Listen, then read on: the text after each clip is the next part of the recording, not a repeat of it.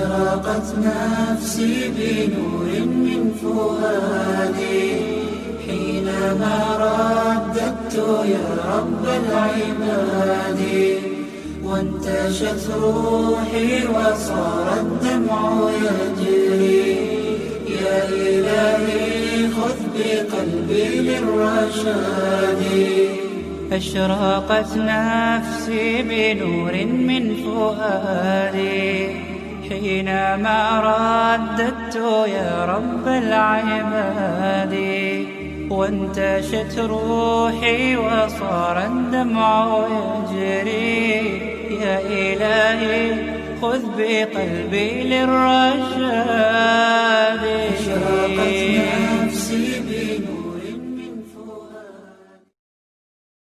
Ahlul ahwa, ahlul batil, ya ahlul ta'wil, di dalam mereka menetapkan sifat-sifat Allah, mereka menempuh dengan jalur pertama at-tamtsil, kemudian at-ta'til, kemudian at-tahrif. Ya, apa maksudnya? Ketika mereka mendengar satu sifat dari sifat Allah, Allah beristiwa, langsung mereka permisalkan dengan makhluk. Ini namanya apa? Tamtsil. Kenapa mereka permisalkan dengan makhluk?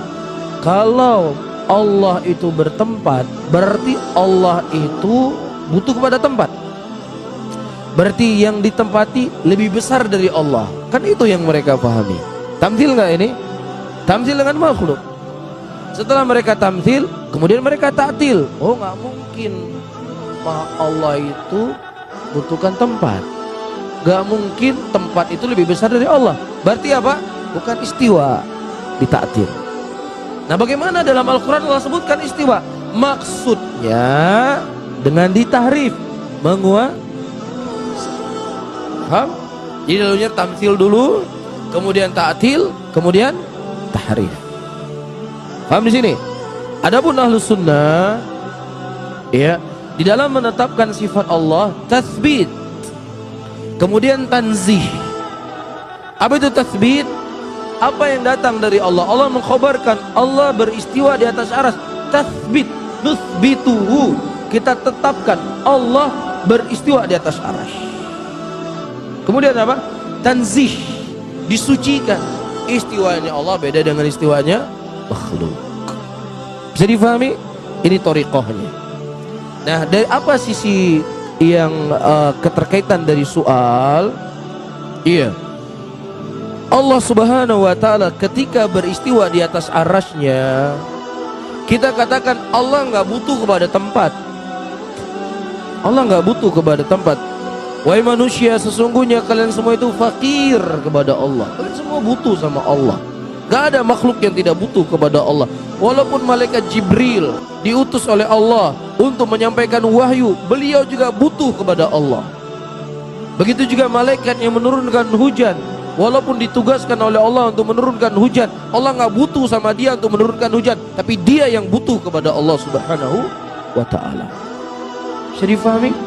Nah, ketika kita mengatakan Allah tidak butuh kepada arasnya, kira-kira perlu nggak ditanya di mana Allah sebelum diciptakan aras? Perlu nggak ditanya? Nggak perlu ditanya karena Allah nggak butuh. Beda sama kita manusia.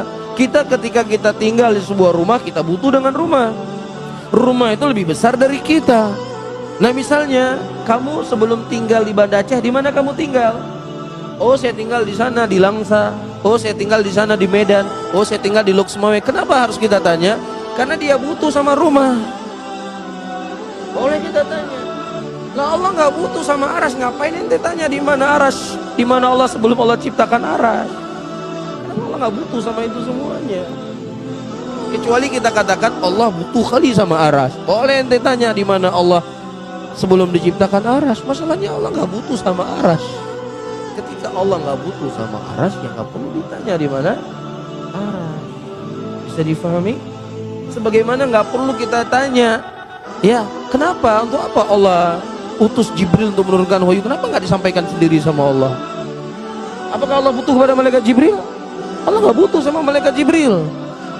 Allah menugaskan malaikat-malaikat penjaga surga, malaikat-malaikat penjaga neraka. Apakah maknanya Allah butuh kepada mereka? Nggak butuh. Allah bisa mengatur alam semesta ini semuanya. Tanpa malaikat Jibril Allah bisa mengutus Rasul. Tanpa malaikat menurunkan hujan, Allah bisa menurunkan hujan. Tapi kenapa Allah Subhanahu wa taala menugaskan mereka? La yus'alu amma yaf'alu wa hum yus'alun. Tidak ditanya Allah apa yang Allah lakukan, karena Allah itu zat yang maha sempurna. Allah itu fa'alu lima yurid. Allah itu melakukan apa yang Allah inginkan. Wahum yus'alun, tapi mereka lah yang ditanya, kita yang ditanya, karena kita manusia yang berkurang, manusia punya nafsu, manusia punya syahwat, manusia yang punya kejahilan. Kita yang ditanya, kenapa ente begini? Kenapa ente begini? Kenapa kamu begini? Paham di sini? Adapun Allah, la yus'alu amma yaf'alu, tidak ditanya apa yang dilakukan oleh Allah, karena Allah itu zat yang maha sempurna, fa'alul lima yurid. Bisa difahami ya? Sebagaimana juga orang bertanya, lah kalau seandainya Allah Subhanahu wa taala turun ke sepertiga dunia, ya, nanti di Amerika ini malam, nanti di sini siang, nanti Allah turun-turun terus. Ente pikir Allah itu sebesar pesawat apa? Hah? Antara langit pertama, antara bumi dengan langit pertama diibaratkan dalam hadis seperti sebiji kelereng. Ya. Kelereng itu adalah bumi, padang pasir yang begitu luas, itu langit pertama. Antara langit pertama dengan langit kedua demikian, langit ketiga dengan langit keempat demikian, langit keempat ke langit kelima demikian. Iya, dan seterusnya, dan di atasnya adalah arasnya Allah Subhanahu wa taala yang meliputi seluruh apa yang ada di langit dan di bumi, dan Allah di atas aras. Perlu nggak ente tanya? Di sini kan malam, nanti di sana siang. Kenapa mereka bertanya dengan pertanyaan seperti ini? Karena dia khayalkan Allah itu seperti makhluk, ditamsil dulu. Bisa difahami? Inilah kesalahan mereka. Satu kesalahan melahirkan kesalahan-kesalahan yang banyak. Satu kesesatan memunculkan kesesatan yang lebih besar daripada itu. Bisa difahami? Adapun kita mengatakan apa? Allah itu adalah zat yang maha sempurna. Ya, dan terkadang akal kita tidak sampai untuk memahaminya. Jangankan kita mau memahami daripada zatnya Allah Subhanahu wa ta'ala, ruh yang ada di badan kita sering saya ingatkan. Allah katakan dalam Al-Quran, yas'alunaka 'anir ruh, ditanya kepada engkau tentang ruh, dan katakanlah ruh itu merupakan perkara yang Allah hanya memberikan sedikit saja dari ilmu. Ada yang tahu nggak manusia hari ini? Manusia bisa ronsen badan orang, bisa tahu semuanya dia. Ini begini, masuk, ini begini, uratnya begini, darahnya jalan begini. Tahu nggak ruh itu tempatnya di mana? Di lutut, di hidung, di jempol, di hati, di kepala. Di mana ruh? Ada nggak ruh itu? Ada. Di mana tempatnya? Warnanya apa? Baunya gimana? Beratnya berapa? Ada yang tahu? Itu makhluk yang ada di badan kita, lengket sama kita ini, ada dia di sini. Nggak tahu kita. Kenapa? Karena Allah telah mengatakan yas'alunaka 'anir ruh. Mereka bertanya kepadamu tentang ruh, tidaklah Allah memberikan ilmunya kecuali sedikit saja. Nah, ente mau bicara tentang Allah? Hah? Sesuatu yang di badan ente aja ente nggak ngerti.